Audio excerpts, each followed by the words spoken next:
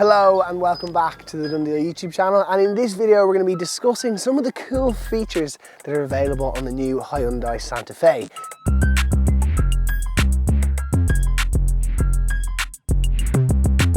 Now, prices for these start a little under 67,000 euros for the premium, and they go up to nearly 70,000 euros for the calligraphy. In terms of the differences, there's some slightly different wheels, trims. My best advice is to visit a local Hyundai dealer. You can see where they are up there, but for now, let's get into it. The first cool feature I want to show you, and it's maybe something that you've seen in some other cars before, is that it can pull in and out of tight parking spots on its own. So let me demonstrate. The car must be locked, and then you want to hold down on this button for a few seconds. Now that will actually start the car. You'll see the little air vents opening up at the front, and that signifies that it's on. Once it is on, then you just need to hold and press either the forward or backwards arrow on the side of the key, and that will actually allow the car to move forward. Now the crucial thing is that you must be within a certain distance of the car, and you'll see it's rolling forward, which is absolutely bonkers. And if I walk in front of it, it will slam on the brakes. So it is very safe and just an absolutely class feature. You have to say that is incredibly cool, and it's a really, really nice party trick. Now, in terms of styling, I think it looks superb, but I'll leave that up to you, and you can maybe let us know in the comments. However, there's a huge kind of boxy feel to it. It's definitely taken inspiration from some market leaders in the premium large SUV space. In the calligraphy spec, with these big alloy wheels, it looks superb. And then actually if you get black paint, it just has a stealthy look to it that you can't beat. There is a big window here for passengers in the third row, and it's worth noting it's about 2 inches longer and 1.7 inches wider than its predecessor. And then from the rear, you have to say it looks really cool. I think if you could retrofit a spare wheel there, it would actually look really aggressive too. This next one's probably the most strange and random feature I've ever seen on any car, but it does deserve a little bit of attention, and that is that in here there is a UVC filter. So let's say your phone is a little bit dirty and full of germs. You just put it in there, close that down, press this UVC button, leave it in there for 10 minutes. It will sterilize it, kill 99% of germs, and I guess it makes sense with families and kids and maybe something like soothers getting dirty. Don't know, random, but I like it. The interior as a whole, it's lovely. This steering wheel, it feels right out of something that starts with an L and ends with Rover. And I like that. It's also got some shortcut buttons to put it in gears down here. This big curved screen in front of the driver is fantastic. Apple CarPlay connects up. That's nearly all you'll ever use, but it does have its own intelligent systems. Again, a dealer can give you a little bit more of advice on that. I love that the climate control is independent down here. It does have kind of haptic feedbacks, but again, it is there. There's also a volume knob, which is very appreciated.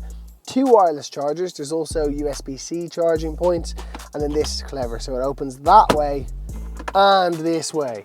Genius. Means kids can get at stuff nice and easy without distracting the driver. And what's more is this screen up here, well, it's a screen. It's not just a mirror. So that is another nice party piece. It also has a driver monitoring system, which is worth noting. So as you're driving along, if you put your arm here, or if you get distracted looking at your phone or a passenger, it will actually alert you, which is great for safety, although it does bing and bong a little bit too much. And again, storage is genius. So there's more storage under here. They've just really thought about everything. Some of us in life haven't been blessed with being very tall, and whilst that is a massive inconvenience for many daily activities, one that it is a little bit of a prohibitor for is getting things onto a roof. So imagine you have a big bicycle and you want to get it up there. It's not easy. So Hyundai have thought about us, and they've actually put a little grab rail in here. You put your foot there, you grab the roof rail here, and up you get, and it just makes life a lot easier. So thank you, Hyundai, for thinking of us small fellas.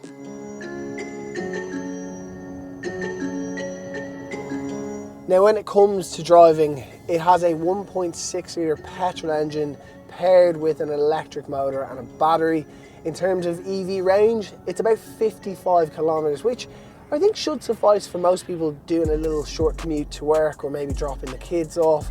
However, obviously having that peace of mind of that 1.6 litre petrol means that you can drive up to 600, 700, 800 kilometers without having to go near a charger or a petrol station. In terms of power, it's definitely not quick, but Have you seen the size of this thing? It is ginormous, but it is lovely to drive and you can flick between different modes. In terms of when you're actually out on the open road, it has autonomous level 2 driving, which means it has all your usual things like adaptive cruise control, but also lane assist. And when you switch the indicator, it will help you change lane. It won't physically do it, but it will allow the lane keep assist to actually turn off whilst you merge into the other lane. Then when it comes to parking, I have to say the camera setup is superb. You can see as we flick through here, there's just tons of visibility. And to be honest, you need them because it is a massive unit. The other thing that's quite cool is if you live on a main road and you're reversing out onto it, it actually has cross traffic alert. So if a car is coming down the road fast, it will let you know, which just makes the whole thing a little bit easier. My one drawback is that it bings and bongs a lot. So as you approach the speed limit, it will bing to tell you you've exceeded it. If you don't pay attention for whatever reason, or your arm is here, it will bing at you to tell you that it can't see you. If you merge out of your lane ever so slightly on a country road, it will bing at you too. But that's kind of a modern day car thing. The boot's actually pretty cool too. And yes, that's technically a weird thing to get excited about, but hear me out here. So first of all, if that's too slow for you, you can speed up how quickly the tailgate opens. You can also adjust how high it goes, and it's also a protection from the rain. What's more is the boot is absolutely massive, particularly if you fold down this third row seats. Even with them up, we've got space for lights, tripods, and even the chargers for the plug-in hybrid setup. And then of course, you can close it down. Safety is really important, and actually they thought of a lot of things aside from just your usual driving aids like your emergency braking and any type of blind spot monitoring, but they've gone that one step further. So there's 10 airbags. What's more is if you do end up in a crash, they've thought about it. So in the scenario where you have a crash, it will actually have detection for oncoming traffic, and it will lock rear passenger doors to keep children safe until it is safe to get them out there. On top of that, there's 4.5% increased body rigidity, which means in the event of an impact, it should hold up safety. And they've optimized areas where passengers are sitting to make sure that they don't crumble. They've also got loads of other features, things like a window hammer to break any windows if you do need to escape the car, and that's in the glove box. That's something that should be in absolutely every car. In the third row, it is quite dark, but I've got that problem covered. And actually, it's pretty spacious back here. I have decent knee room, and I know earlier I said I was short, but I'm actually really tall. What's more is there's some cup holders, there's some climate control, USBC charging points, and even a French plug. So if you're in Europe, this will be very handy. But you will need an adapter in Ireland. So in conclusion, the new Santa Fe, it has to be said, they're really targeting that more premium market. And with a price of 70,000 euros, it actually really does compete because it's a lot more affordable than something like a Land Rover, but also has more tech than something like a Volvo.